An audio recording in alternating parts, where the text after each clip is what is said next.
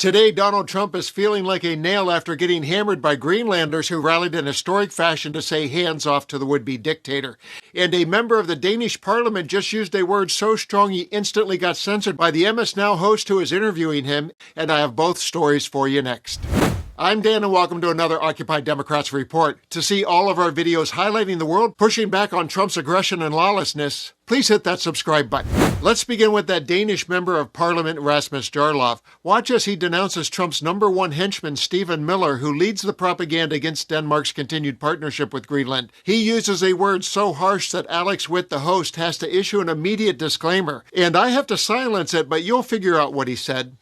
Rasmus, you may be somewhat dismayed to hear what one of Donald Trump's senior advisors, Stephen Miller, had to say. Please take a listen to this. I'll get your reaction on the other side. Denmark is a tiny country with a tiny economy and a tiny military. They cannot defend Greenland. They cannot control the territory of Greenland. Under every understanding of law that has existed about territorial control for 500 years, to control a territory, you have to be able to defend a territory, improve a territory, inhabit a territory. Denmark has failed on every single one of these tests. Rasmus, you gave a pretty comprehensive answer, pretty much countering everything Stephen Miller had to say before I asked this question. But if you could say one thing to Stephen Miller, what would you like to say? I hope he's kept away from young women, because that's the mentality of a rapist. You can't defend yourself, so I'm going to take you. That's basically what he's saying. And it has never been like that in international law that he's saying. On the contrary, the United States have signed several treaties with Denmark recognizing the ownership. One of them was in 1917. Actually, you see the painting right behind my shoulder here? Those men that you can just see there, they sold the Virgin Islands to the Americans in 1917. Part of that deal was you get the Virgin Islands and you recognize full Danish control over Greenland. So it has never been the U.S. position that we don't have a right to Greenland. They signed several treaties, and the entire world voted for Greenland's full integration into Denmark in 1954 in the UN Plenary Assembly in New York, including the United States. So this is a new position from the American government, and we have to be able to trust the promises, the words, and the alliances that we make with the Americans, because otherwise it's not worth anything being an ally of the Americans. And I think it's very crucial that we stay together because our alliance, our partnership has kept us safe. U.S. administration is saying they don't want their adversaries to take over Greenland. But please don't make Europe your adversaries. We don't want that. All right, Rasmus, I will say that there was a very harsh analogy that you made there at the top of this answer. I understand that is your opinion and the analogy you wanted to make. I will say that we don't share in that opinion here at MS Now, but I do appreciate your conversation overall and all of the points that you have made. Thank you so much. So those were the words of a Danish lawmaker, but now let's get granular. Here's the words that the normally mild-mannered Greenlanders have for the Trump-Miller cabal of imperialism. Nick, tell us about these protests taking place in that country today. Very popular protest by, I think, even conservative estimates. There's 20,000 people in this town, and perhaps a third to maybe half of them came out on the streets. And it was a very sort of simple message to the White House: Greenland's not for sale.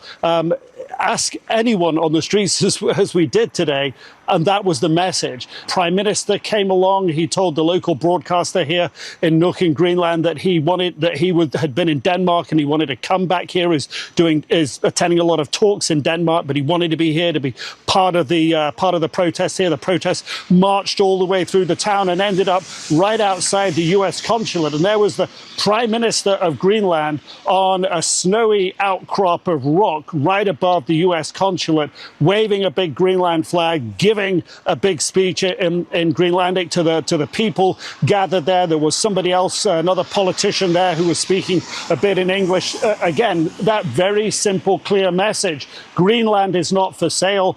We don't want to be part of the United States. I did not expect so many to be here, but it warms my heart to know that we are all united together to stand by and fight Trump. And what's your message to the president? Our message is that Greenland is our country. We cannot be bought. We are people, and he should stop whatever he's doing because we are the people of Greenland. We're kind of scared for the future because it feels like we don't have enough power to make our own decisions fully. It's scary to think about it, and it's scary at night to try to sleep. So what you could hear being shouted in the background there in the local language is Greenland, Greenland. The protests went on for about an hour and a half, and every few minutes people would be chanting Greenland, Greenland. The fact that it ended outside the US consulate really part of that message to President Trump. But people I spoke to, those young people as well, they told me they're genuinely living in fear every night that this could be the last night that the US troops could come here. There's a genuine fear about that at the moment. Oh my gosh. That fear palpable, and the number seen in the number of people who are turning out for those protests. The numbers don't lie. Half of the city of Nuuk turned out, and the city is a third of Greenland's population. And the message to Trump could not be clearer. Country is not for sale. We do not want to be Americans.